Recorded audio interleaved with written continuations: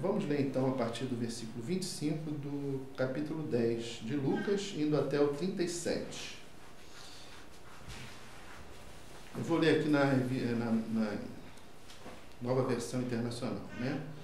Certa ocasião, um perito na lei levantou-se para pôr Jesus à prova e lhe perguntou: Mestre, o que preciso fazer para herdar a vida eterna? O que está escrito na lei? Respondeu Jesus. Como você a lê? Ele respondeu: Ame o Senhor, o seu Deus, de todo o seu coração, de toda a sua alma, de todas as suas forças e de todo o seu entendimento. E ame o seu próximo como a si mesmo. Disse Jesus: Você respondeu corretamente. Faça isso e viverá. Mas ele, quer dizer, o perito na lei, né? Querendo justificar-se, perguntou a Jesus: E quem é o meu próximo? Em resposta, disse Jesus: Um homem descia de Jerusalém para Jericó quando caiu nas mãos de assaltantes. Eles lhe tiraram as roupas, espancaram-no e se foram, deixando-o quase morto. Aconteceu estar descendo pela mesma estrada um sacerdote. Quando viu o homem, passou pelo outro lado. E assim também um levita, quando chegou ao lugar e o viu, passou pelo outro lado. Mas um samaritano, estando de viagem, chegou onde se encontrava o homem e, quando viu, teve piedade dele. Aproximou-se, enfaixou-lhe as feridas, derramando nelas vinho e óleo. Depois colocou-o sobre o seu próprio animal, levou-o para uma hospedaria e cuidou dele.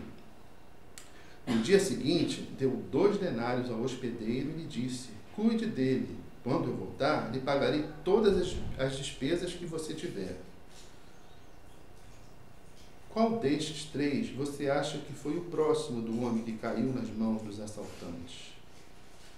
Aquele que teve misericórdia dele, respondeu o perito na lei.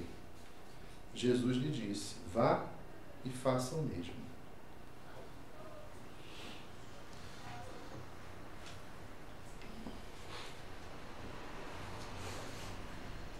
Existem alguns irmãos na fé que defendem a ideia de que, após a leitura bíblica ou junto a ela, a gente deve estar se atualizando com as coisas que estão à nossa volta, entender o mundo à nossa volta, estar antenado sobre a necessidade de misericórdia que as pessoas têm, né? A ajuda que elas precisam, né?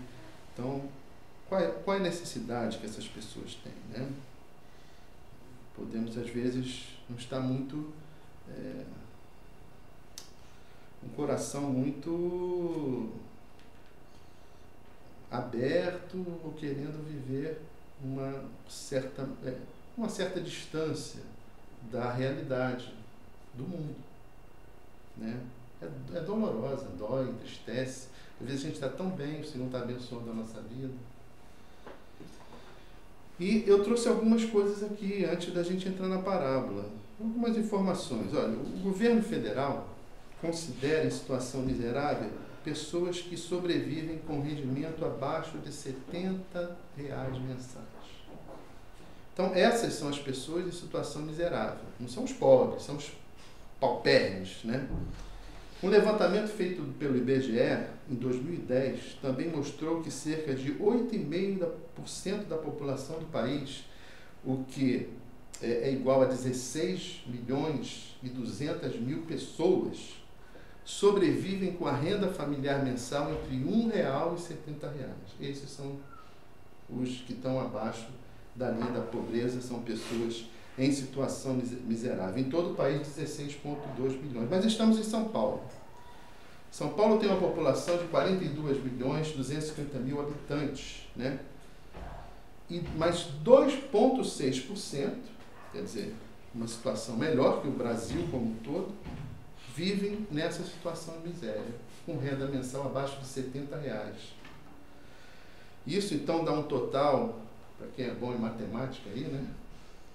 De mais de 1 milhão de pessoas, 1.072.500 pessoas. Esse é o pano de fundo da situação hoje que nós vivemos.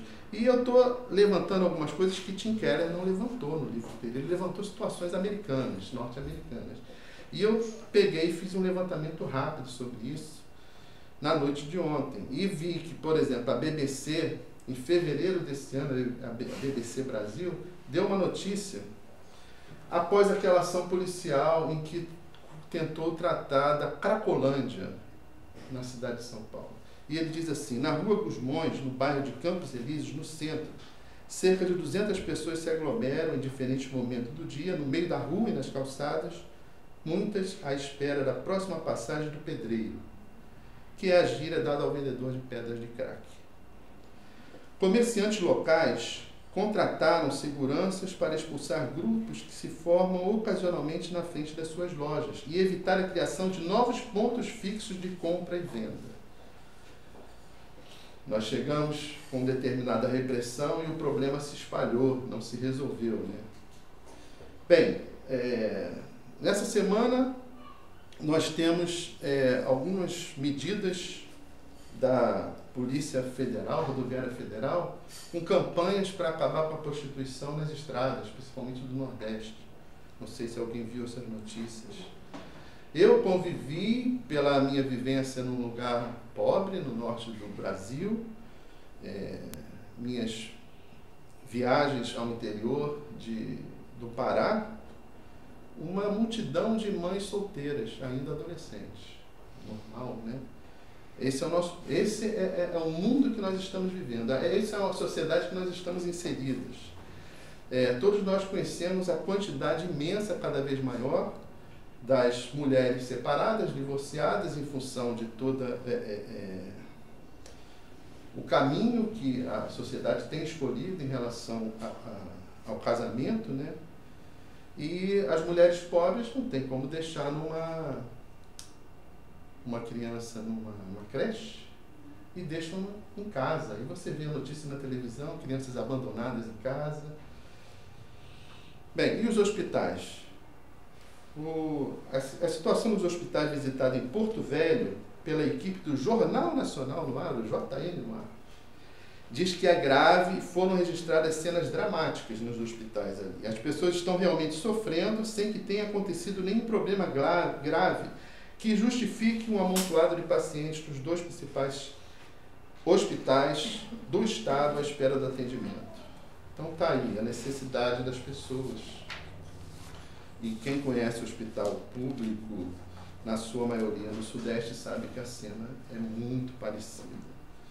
E aí vem um órgão de estudo sobre a segurança pública. É o Observatório de Segurança Pública da Unesp, aqui no estado de São Paulo. É um portal da internet que procura facilitar acesso às informações sobre a segurança pública no estado. O que está lá nesse site? Diz assim um trecho lá, e eu vou ler para vocês. Os problemas relacionados com o aumento das taxas de criminalidade, o aumento da sensação de segurança, sobretudo nos grandes centros urbanos, a degradação do espaço público, as dificuldades relacionadas à reforma das instituições, da administração da justiça criminal, a violência policial, a ineficiência preventiva das nossas instituições, a superpopulação dos presídios, rebeliões, fugas, degradação das condições de internação de jovens em conflito com a lei, corrupção, aumento dos custos operacionais do sistema, problemas relacionados à eficiência de investigação criminal e das perícias policiais e morosidade judicial, entre tantos outros, representam desafios para o sucesso do processo de consolidação política da democracia no Brasil. Eu trouxe fatos, um retrato, flashes do mundo que a gente está vivendo, né?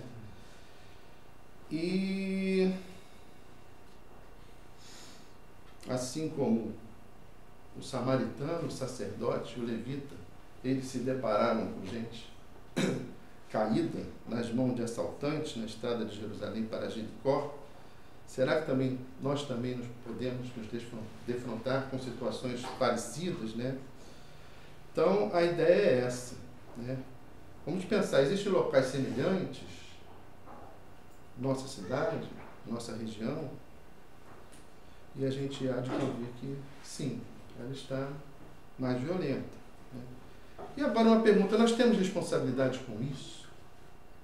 Nós adoramos ao Senhor aqui, cultuamos ao Senhor, procuramos andar no caminho do Senhor, ir a fundo para entender e viver segundo a sã doutrina.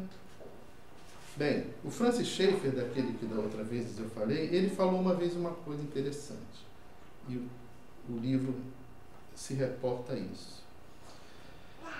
Bem, sabemos que no meio político você tem a filosofia, o pensamento político da esquerda e da direita. A esquerda sempre voltada para mais questão das injustiças sociais, né? E a direita mais para a questão de manter o desenvolvimento econômico e também aspectos morais, que podem ser importantes, dependendo da cosmovisão de cada um. Então ele diz, o Francis Schaeffer, sobre isso, se existe injustiça social, algo mais à esquerda, vamos dizer assim, digamos, nós precisamos dizer que existe, né? Por outro lado, se existe necessidade de ordem, né, alguma coisa mais relacionada com a direita, com o que a direita defende, digamos que existe essa necessidade. Né? Mas ele dá um conselho, mas não se alinhe a eles como você fosse de um dos dois campos. Você pode lutar pelas mesmas coisas, mas tem que ser de um ou de outro. Né? Nós não somos aliados de nenhum dos dois. A igreja é totalmente diferente de quaisquer dos dois. E eu concordo com Francis Schaeffer, Tim Keller concorda. E a gente vê que o problema das pessoas, nós conseguimos entender que ele não é só físico, mas ele é também moral e espiritual. E só a igreja, principalmente nós como indivíduos, né, como cidadãos, como cristãos e famílias, né, cristãs, podemos atender às necessidades das pessoas de uma forma mais integral. Né? Então, por que nós somos importantes? Porque só o Evangelho é que entende que o pecado é que tem arruinado o mundo dessa maneira que nós retratamos aqui. Tanto individualmente, na angústia das pessoas, no precipício onde elas devem cair, como socialmente, coletivamente. A sociedade está doente porque o homem está doente. Né? Isso é só um preâmbulo para a gente chegar na historinha aqui. Né? A parábola, primeiro que aconteceu naquele momento que levou Jesus a contar aquela parábola. Bem, vamos na parábola aqui, olhar a partir do versículo 25, o que aconteceu. Certa ocasião, um perito na lei levantou-se para pôr Jesus à prova. Ele perguntou: Mestre, o que preciso fazer para herdar a vida eterna? Está claro aqui que ele veio testar Jesus, veio colocar Jesus à prova.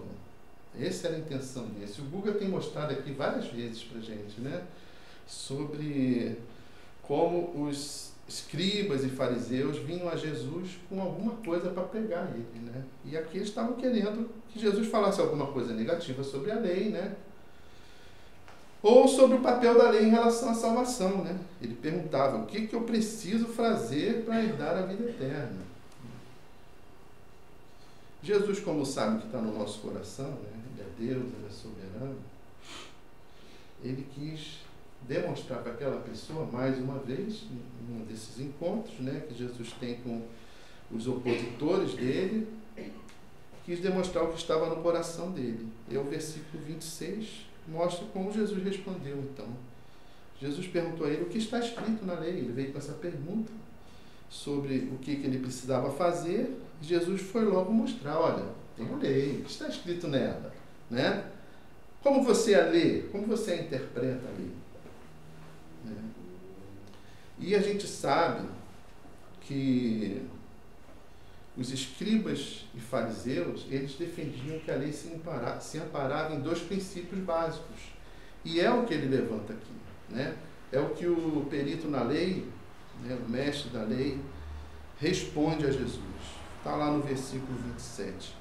Ele respondeu: ame o Senhor, o seu Deus, de todo o seu coração, de toda a sua alma, de todas as suas forças e todo o seu entendimento. e ame ao seu próximo como a si mesmo. Na verdade, aqui nós temos o perito da lei se referindo a 2 versículos que trazem esses princípios no Velho Testamento. Um em Deuteronômio 6:5, vamos ler ele aqui. Deuteronômio 6:5. O que diz o Senhor aqui como mandamento? Ame o Senhor seu Deus de todo o seu coração, de toda a sua alma e de todas as suas forças. Né? Foi isso que o perito na lei sabia. Afinal, ele é perito, ele tem que saber a lei. Né? E sabia de cor e disse. Falou desses 2 princípios. E o outro princípio que ele levanta está em Levítico 19:18. Está lá o que o Senhor diz, né? Também como lei, como mandamento. Levítico 19:18. Não procurem vingança, nem guardem rancor contra alguém do seu povo, mas ame cada um o seu próximo como a si mesmo. Daqui, então, era tirado esses 2 princípios santos. Né? Estava certo, né? Cumprir essas coisas, claro. Né? Jesus não discordou disso. Vamos ler lá o versículo 28, então, seguindo essa passagem de Lucas. Lucas 10, 28. Disse Jesus: você respondeu corretamente. Não tem nada errado com isso. Está certo. São esses os princípios. Então, faça isso e viverá. Olha que Jesus estava respondendo, nós vamos entrar nesse detalhe ainda, sobre o que ele faria para o quê? Qual era a pergunta? Herdar a vida eterna. Então faça isso e viverá. O problema aqui é que Jesus queria ir mais fundo, que não era aparentemente demonstrar isso, mas de todo o coração, em todas as suas atitudes e com todos. Presta bem atenção que se o perito da lei chegasse hoje, talvez para a maioria de nós, e perguntasse o que eu devo fazer para herdar a vida eterna, a gente ia falar: opa, aceita Jesus. Entendeu? E Jesus não falou isso, não falou, crê em mim e você vai viver. Não, para aquela pessoa ele fez uma resposta diferente. Né? É interessante isso, aprender com o Senhor, às vezes, a evangelizar, né? Não é bem assim, só levanta a mão, aceita o Senhor e está tudo resolvido. Ele tratou de demonstrar aquele homem quão pecador ele era. Né? Como de outras tantas vezes o Google tem exposto aqui a gente sobre isso. Né? Quando ele se retratou, se referiu a Marcos 10, a história do jovem rico, vocês lembram dela? Vamos dar uma olhada lá. A pergunta foi basicamente a mesma, né? E o jovem rico reagiu de uma forma também que ele estava com a bola toda, ele cumpria os mandamentos. Então, Marcos 10, 17 a 22, nós temos essa passagem do jovem rico. Diz lá: quando Jesus ia saindo, um homem correu em sua direção e se pôs de joelhos diante dele e lhe perguntou: bom mestre, que farei para herdar a vida eterna? Respondeu-lhe Jesus: por que você me chama bom? Ninguém é bom a não ser um, que é Deus. Você conhece os mandamentos: não matarás, não adulterarás, não furtarás, não darás falso testemunho, não enganarás ninguém, honra teu pai e tua mãe. E ele declarou: mestre, a tudo isso eu tenho obedecido desde a minha adolescência. Quanta cegueira, né? Jesus olhou para ele e o amou. Falta-lhe uma coisa, disse ele: vá, venda tudo que você possui e dê o dinheiro aos pobres, e você terá um tesouro no céu. Depois venha e siga-me. Diante disso, ele, o jovem rico, ficou abatido e afastou-se triste porque tinha muitas riquezas. Então, da mesma forma que Jesus quis mostrar aquele homem, como aprendemos aqui em Marcos, naquela ocasião, de que ele estava preso ao dinheiro, às suas riquezas, que o dinheiro estava sobre Deus até na sua vida, mais importante do que Deus, Jesus queria revelar isso no seu coração. E aqui, para o perito da lei, Jesus queria revelar ao perito da lei que, no fundo do coração dele, os mandamentos que ele dizia que guardava, na verdade ele não guardava. E ele já sabia que ele estava devendo. Ele já sabia que ele não estava amando ao próximo como ele deveria ver. Tanto que, o que a gente vê aqui,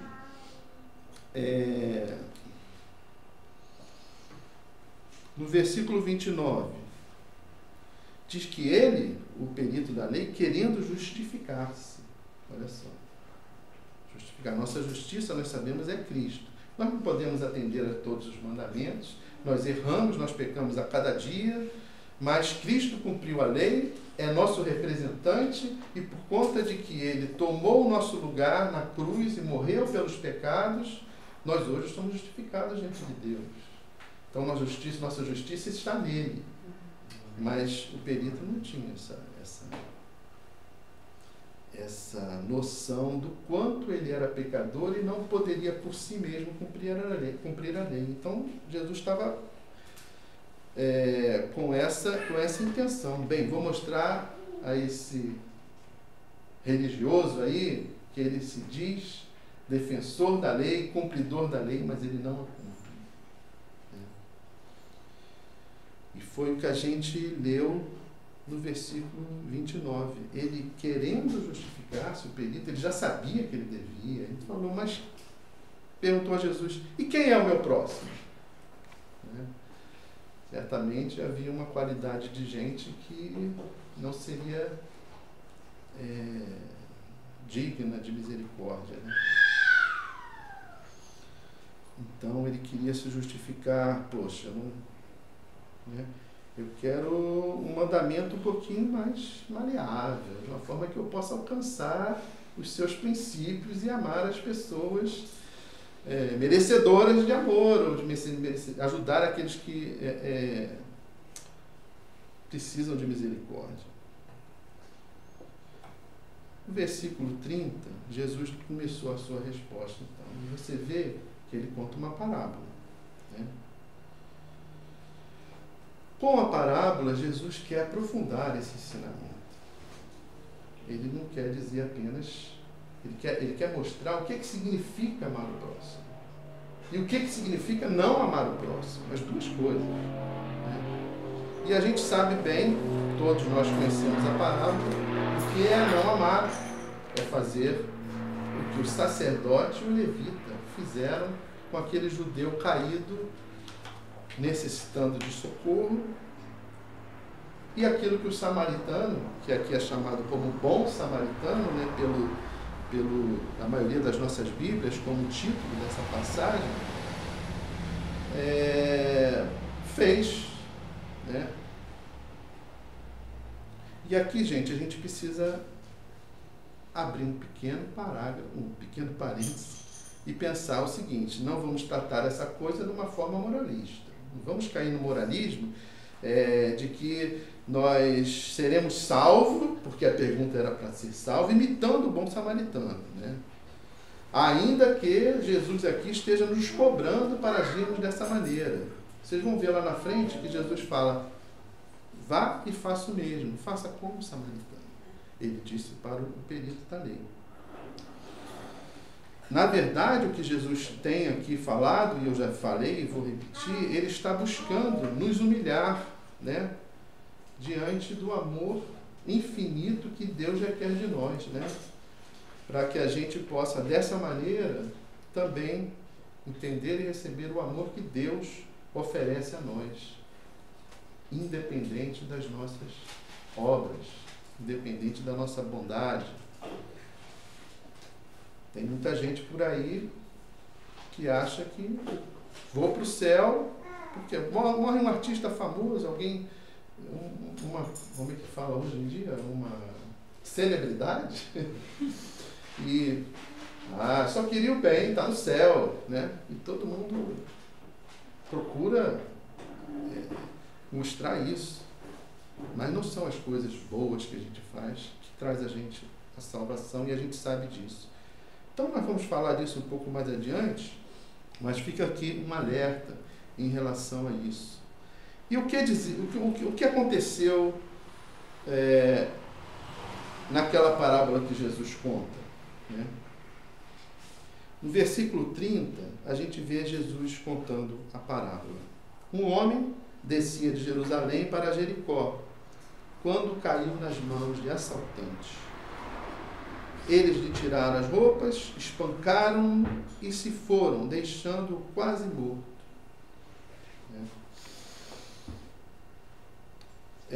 Uma notícia sobre a estrada de Jericó. Acho que ninguém aqui andou pela estrada que vai de Jerusalém para Jericó, né? Ainda não. Jerusalém é muito mais alta que Jericó, a distância entre elas é pequena, então você tem uma descida muito íngreme pelas montanhas, tá? É uma descida perigosa também, porque ela proporciona várias fendas e cavernas que não permitiam que os ladrões se escondessem, entendeu? E escapassem com facilidade também. Vocês terem uma ideia, segundo o autor aqui, que fez a sua pesquisa, essa estrada era conhecida como o Caminho Sangrento. Então, perceba bem, o sacerdote, o levita e os samaritanos sabiam por onde estavam andando. Né? Não tinha um guia 4 rodas lá, já sabiam que aquela estrada estava levando eles para Jericó.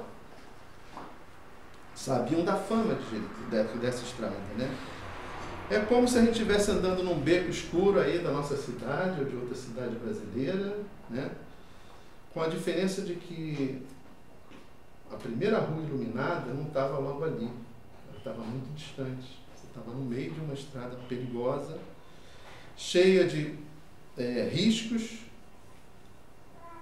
e andando por ali, o versículo 30 diz que houve um assalto, um homem, né, um judeu, provavelmente, caiu nas mãos de assaltantes. Eles tiraram a roupa, espancaram e se foram deixando quase morto. Esse é um detalhe importante. O homem estava quase morto. Né? Mas no versículo 31 e 32, nós vemos o que sucedeu para aqueles que viram aquela vítima de um crime social, de uma violência estúpida, largada ali naquela estrada. Você vê que aconteceu estar descendo, a partir do versículo 31, estar descendo pela mesma estrada um sacerdote, quando viu o homem, passou pelo outro lado. E assim também um levita, quando chegou ao lugar e o viu, passou pelo outro lado. A gente pode se apressar em criticar o camarada, né? Tanto o sacerdote como o levita. Mas de que forma a gente reagiria, né? Se fosse uma situação em nossos dias num beco desse da nossa cidade, né? Se envolver muito naquele momento era bem perigoso. Os assaltantes podiam estar por lá ainda, a gente não sabe, né? Talvez o mais sábio fosse a gente se apressar, procurar uma ajuda policial, chamar a ambulância e tentar atender aquele problema, né? Não somos o Clark Kent se transformando em super-homem para resolver a situação ali, né? Mas tentaríamos resolver. Talvez essa fosse uma medida sábia, né? Mas o sacerdote e o levita não procuraram fazer nada, eles passaram de lado, né? Tem alguns fatores aí. Pelo ofício deles, o homem estava quase morto. Se o homem morresse e eles estivessem com o homem ajudando, vocês sabem que na lei ia acontecer com eles, ele ia ficar 7 dias impuro. Ele não ia poder mais ministrar os ofícios que eles tinham no templo, nas sinagogas. Então, eles podiam ser justificados. Aquele ali não é o meu próximo, porque eu tenho um chamado maior, né? Eu vou servir ao Senhor na casa dele, né? Nos sacrifícios do templo, nas coisas que eu tenho para fazer lá, né? E dessa maneira, veja aí, Jesus já está mostrando que eles apesar de dizerem que cumprem a lei, eles já estavam quebrando uma lei. Se você olhar em Levítico 19:34, existe uma lei para como tratar o estrangeiro. Só uma, vamos ler aqui, o 19:34. Já tropeçou numa lei, né? Jesus, em certa ocasião, falou sobre os tropeços da lei, que quem tropeça numa só lei, só num só mandamento, é culpado por todos, né? Pois é, então está ali, 19:34. O estrangeiro residente que viver com vocês deverá ser tratado como natural da terra. Amem-no como a si mesmo, pois vocês também foram estrangeiros no Egito. Eu sou o Senhor, o Deus de vocês.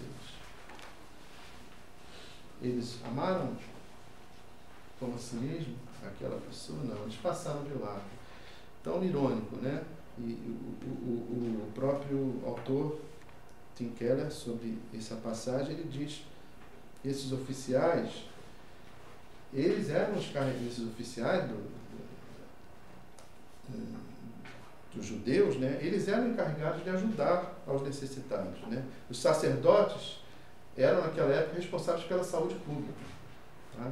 E os levitas eram responsáveis por todo tipo de doação que se fazia aos pobres. Eram eles que cuidavam disso. Mas, enfim, parar ali, ajudar aquela pessoa com saúde, com aquela sua necessidade que ele tinha ali, tratar ele com misericórdia e atrapalhar a agenda religiosa deles, né? E não podiam ficar 7 dias impedidos de realizar as cerimônias, outras obrigações que eles teriam no ofício deles, religioso, né?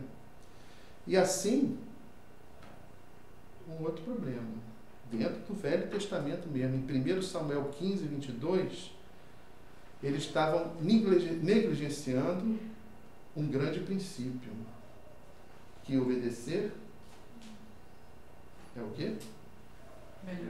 Melhor do que sacrificar. Eu tenho sacrifício, essa semana eu tenho que apresentar os sacrifícios no templo, na sinagoga, onde for. Mas e obedecer o mandamento de ajudar o próximo? De ter amor pelo próximo ali? Então, 1 Samuel 2:15-22, você tem aquele princípio ali colocado. Quem quiser olhar depois em casa, olha lá, obedecer é melhor do que sacrificar. Mas vamos continuar o nosso relato aqui da história e nossa meditação sobre ela. Já passou o sacerdote, já passou o levita, e agora o terceiro que passa é o samaritano. Então é o que diz aqui: mas o samaritano, estando de viagem, chegou onde se encontrava o homem, e quando viu, teve piedade dele. Que diferença, né? E continua: aproximou-se, enfaixou-lhe as feridas, derramando nelas vinho e óleo. Depois colocou-o sobre seu próprio animal, levou-o para uma hospedaria e cuidou dele. No dia seguinte, deu 2 denários ao hospedeiro e lhe disse: cuide dele. Quando eu voltar, lhe pagarei todas as despesas que você tiver. Vocês sabem quanto vale 2 denários? São 2 diárias de um trabalhador braçal daquela época. Então, ele deu alguma coisa substancial para aquele momento ali, né? 2 dias de trabalho. Mas se prontificou a pagar a diferença lá na frente. Então, o que a gente vê aqui, vamos olhar parte por parte, é que o perigo da estrada, os riscos de parar e atender aquele homem, também existiam para o samaritano, né? Ele encarou os mesmos perigos. Aliás, ele podia se justificar melhor, ele podia ter passado, pisado no homem e seguido em frente, porque havia uma inimizade muito forte entre os judeus e os samaritanos, né? Vocês lembram a passagem lá em João 4:9? É a mulher samaritana que estranhou Jesus de estar com ela, conversando com ela e utilizando da mesma tigela de água que ela, mesmo recipiente de água, porque aquilo não era comum, né? Era algo que se dizia que não podia ser feito entre judeus e samaritanos, né? E lá em João 8:48, isso é em João 4 que fala da mulher samaritana, mas em João 8 você vê até uma coisa bastante que a gente às vezes esquece, passa de largo. João 8:48, os judeus estavam furiosos com Jesus, né? Estavam chamando ele de filho do diabo. Então falou assim para eles: não estamos certos, os judeus lhe responderam, não estamos certos em dizer que você é samaritano e está endemoniado. Você vê que samaritano é um adjetivo para desqualificar a pessoa, né? E estava lá um homem que vivia nesse mundo cultural judeu, em que o samaritano era um adjetivo para as piores coisas de uma pessoa. Então eram inimigos nele mesmo, né? Ele podia ter, meu inimigo está aí, né? Quase que um jogador brasileiro, quando vê um argentino caído na falta, sai pisando o cara, que é mais aqui. Ele poderia ter feito isso, era a reação esperada para aquele, como a gente vai dizer, para aquele momento social entre as pessoas, nas suas relações ali dentro do mundo da Palestina, né? Bem, mas ele não fez isso. Pelo contrário, nós sabemos aí, ele fez várias coisas. Primeiro, ele atendeu os judeus numa necessidade de amizade. Ele aproximou-se dele, né? Ele trouxe tratamento médico emergencial. É assim que o Keller vai listando para a gente entender a nossa participação. Como? Enfaixou-lhe as feridas, derramando nelas vinho e óleo. Era algo emergencial. Proporcionou transporte. O que ele fez? Colocou o seu próprio animal, colocou sobre o seu próprio animal e levou-o para uma hospedaria. E cuidou dele, né?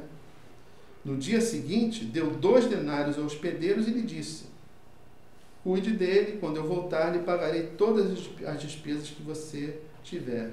Ou seja, ele atendeu ao homem com subsídio financeiro, né? E ainda prometeu uma visita de acompanhamento.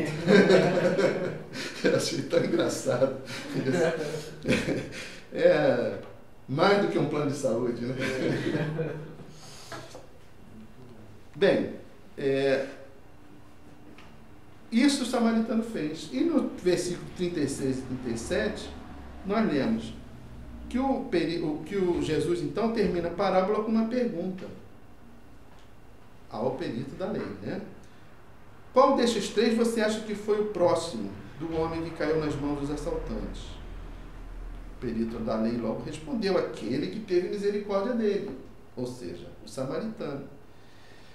E Jesus, então, diz alguma coisa que deve ecoar no nosso coração hoje, né? Vá e faça o mesmo, né? A gente quer indicar aqui para vocês que nós, como cristãos, nós temos um ministério de misericórdia, né? De atender a necessidade do próximo, né? O que Jesus está nos mandando fazer quando fala isso aqui? Prover abrigo, recursos financeiros, cuidado médico, amizade para pessoas que têm falta dela, né? Vai e faça o mesmo, é isso que Jesus está falando. Então, o nosso modelo, o nosso paradigma, o nosso padrão é o samaritano, tá? Não é o levita e o sacerdote, né? Ele arriscou sua vida, atrapalhou sua agenda. Aqui ele vai dizendo, né? Se sujou com poeira e com sangue naquele estado, né? Por meio de envolvimento pessoal com a pessoa que necessitava e de outra classe social, de outra raça. E eu me pergunto, né? Nós estamos obedecendo essa ordem? Nós estamos caminhando nesse sentido como cristãos, individualmente, como igrejas, né? Corporativamente nós estamos fazendo alguma coisa, algumas fazem mais, outras fazem menos, outras não fazem nada. Eu sei, em 1 Timóteo 3,15, existe um versículo supimpa, um versículo que mostra qual é o papel fundamental da igreja. Alguém sabe dizer aqui? Qual é o papel fundamental da igreja? Não é tudo que eu estou falando, pelo contrário. O que é o papel fundamental da igreja? 1 Timóteo 3,15. Ali é dito que a igreja precisa ser coluna e baluarte da verdade, ou na nova versão internacional, fundamento da verdade. Ou seja, a igreja tem um ministério de trazer a verdade sobre a vida, a verdade teológica, a verdade da necessidade que o homem tem de Deus, né? Que nós temos alguma coisa que só Deus pode preencher, e que o caminho da salvação qual é o caminho da vida eterna. E é isso que nós sabemos que é a fé no sacrifício de Jesus. Mas a igreja tem outros ministérios. Nós, como cristãos, temos outros ministérios, né? No seu livro, mais adiante, é um livro com vários capítulos, e eu estou falando só de uma partezinha do livro. Por exemplo, nesse livro ele discorre um pouco sobre o mandato cultural do homem. Ao homem também foi dito para dominar a terra, para ser mordomo da terra, atender às necessidades que você tem, né, sociais. É dito na Bíblia que nós precisamos trabalhar, né? Precisamos nos envolver com as questões seculares também, né? A gente encontra grandes homens da história secular, por exemplo, do desenvolvimento tecnológico, da ciência, que eram homens cristãos que entendiam que isso era uma parte do homem, né? Isso era um dos deveres do homem, né?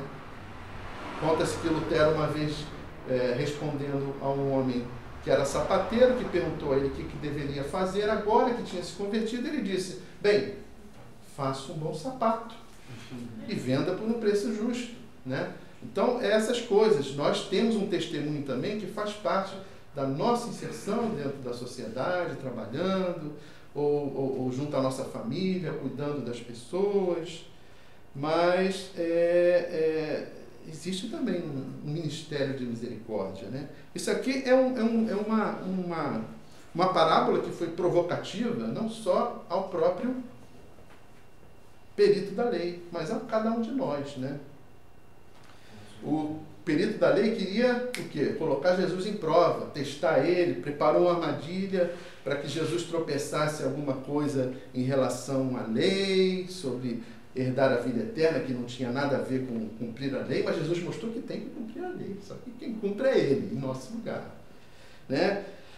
Então Jesus mostrou a esses líderes religiosos que eles realmente não cumprem a lei, e eu acho que todos nós já entendemos isso, né? Agora, quando Jesus aponta essa questão, ele está mostrando também para a gente a nossa complacência como cristãos, como ele chama assim de religiosos acomodados, né? A gente tem às vezes a nossa vidinha tão tranquila, né? A bênção do Senhor conosco em todo tempo, e às vezes nós precisamos caminhar também em outras coisas, e não nos protegermos apenas desse mundo. E houve uma época que os cristãos fervorosos iam para o mosteiro, né? E ali era só entender a doutrina e ensiná-la, e cada vez mais entender o plano da salvação, né? Mas há mais coisas a ser feitas, né? Então, o ensino dessa parábola, diz o Keller aqui, ela não nos abala menos hoje, e levanta algumas questões, né? Então, 3 questões que ela levanta, e nós praticamente depois dela estamos terminando aqui a exposição. A primeira é que ele diz que é verdade, para vivermos como cristãos precisamos ter misericórdia, precisamos exercitar a misericórdia, né? Veja bem, eu vou dizer de novo, tanto na parábola do bom samaritano, como no episódio com o jovem rico, que nós lemos aqui, a pergunta foi a mesma. Tanto o perito da lei como o jovem rico perguntaram o quê?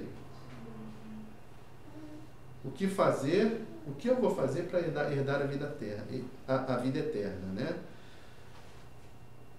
Para o perito da lei, a resposta foi a parábola do bom samaritano. E para o jovem rico foi o quê? Vai, vende tudo que eu tenho, terás um tesouro no céu e vem e me segue.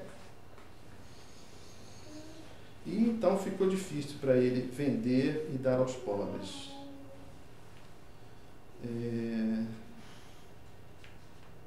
Não é só por aqui que a gente conclui que Jesus vê o cuidado com o pobre como parte da essência de ser cristão. Existem outras passagens. Em Mateus 25, a partir do versículo 31, gente, essa palavra não é para vocês, é para nós, né? Eu também preciso aprender. Eu acho que a gente, como igreja, precisa caminhar em todos os aspectos. E aqui diz, Jesus conta sobre o julgamento das nações. Vamos refrescar nossa memória. Mateus 25, a partir do verso 31. Quando o Filho do Homem vier em sua glória, com todos os seus anjos, assentar-se em seu trono na glória celestial, todas as nações serão reunidas diante dele. E ele separará uma das outras, e aí vai, ovelha do pastor, né? E Jesus fala que teve fome e vocês me deram de beber, tive sede, lembram disso? E eles perguntaram lá no versículo 38, quando te vimos assim, né? Desde o 37, com fome, demos de beber, com sede, ou com fome demos de comer, com sede demos de beber, e etc, né? E Jesus, o rei respondeu naquela parábola, digo-lhes a verdade, o que vocês fizeram a algum dos meus menores irmãos, a mim o fizeram. Então, quando você ajuda um necessitado, está dizendo aqui que você está fazendo ao Senhor, né? Mas nós não somos salvos pela fé? Isso aqui é uma hora de julgamento, né? Será que os ativistas sociais estão com mais crédito que nós no aspecto da salvação? Não é isso, né? Existe a fé como prioritária nessa questão, mas as obras seguirão a fé. E é o que a gente vê lá em Tiago 2, por exemplo. Tiago 2, de 3 a 17.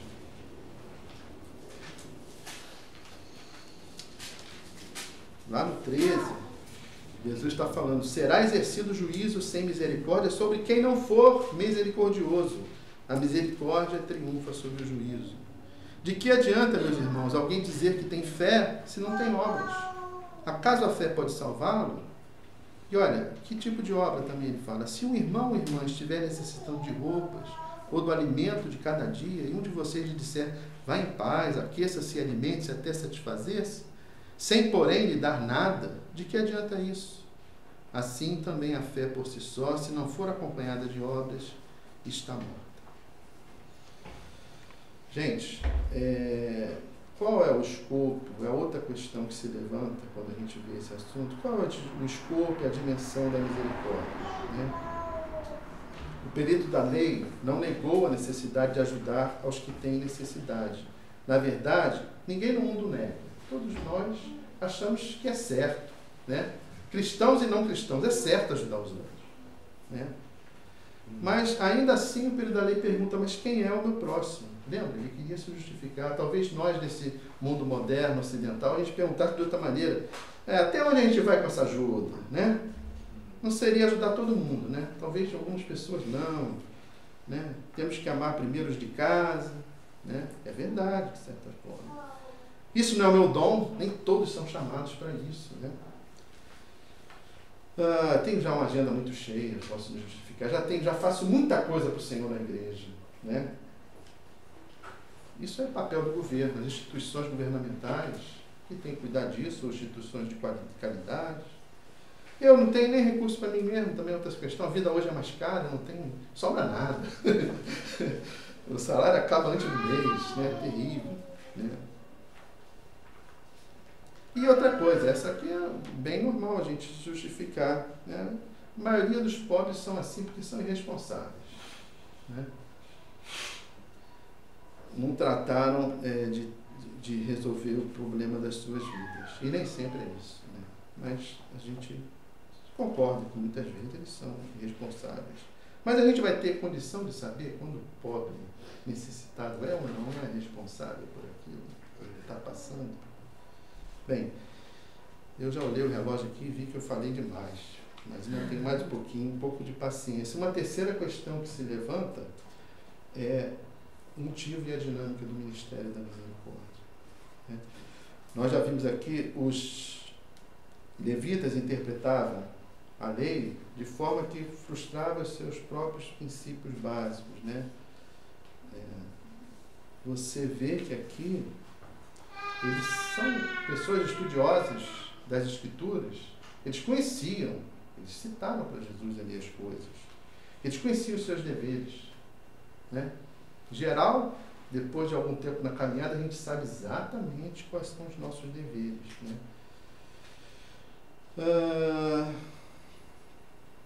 Aliás, eles tinham até, mais do que o samaritano, certa afinidade com a vítima caída na estrada, que era um judeu como eles.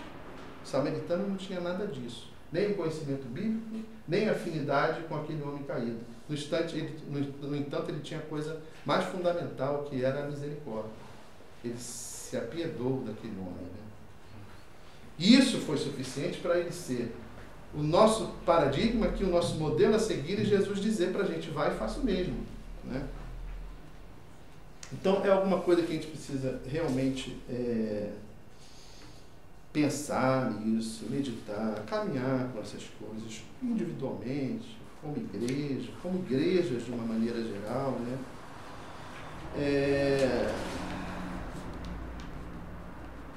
Na verdade, se a gente olhar, se olhar a história, quem estuda história, né? Ou presta um pouco atenção nisso, ao longo dos séculos, a vida não é fácil para a maioria. Nós temos 1000 problemas nas diversas sociedades de guerra.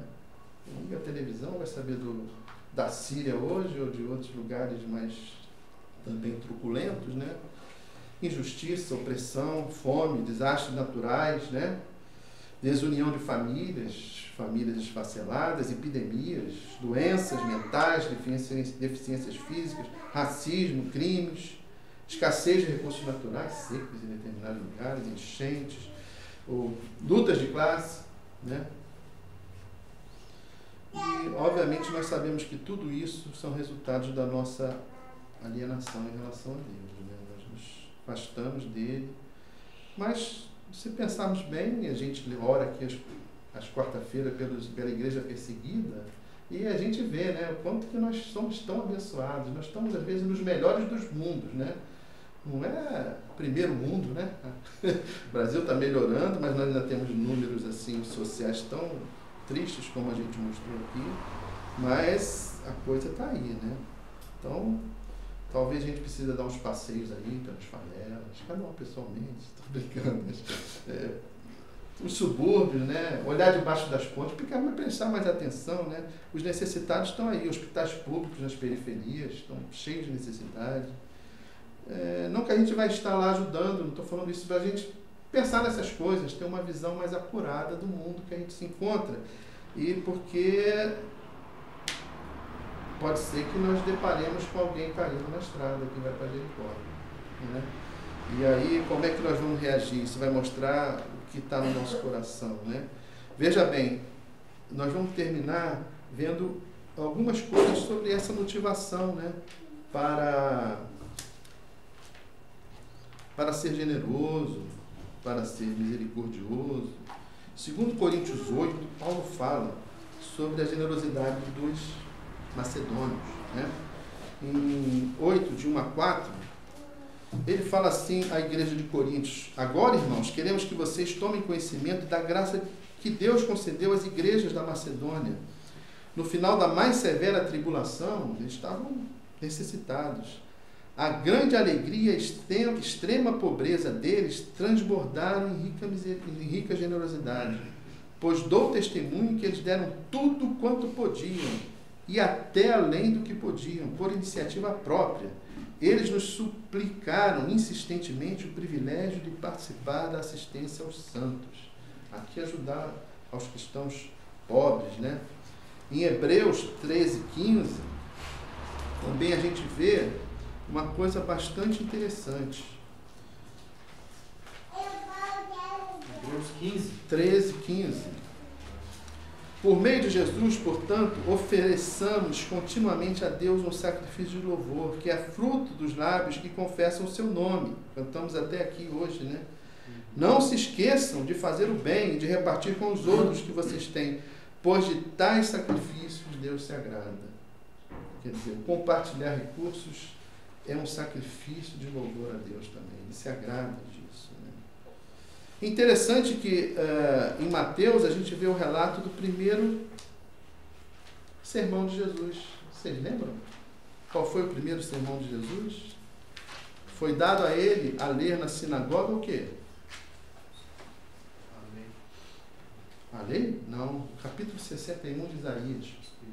Olha lá em Mateus 4:17. Eu acho que eu anotei errado. Mateus.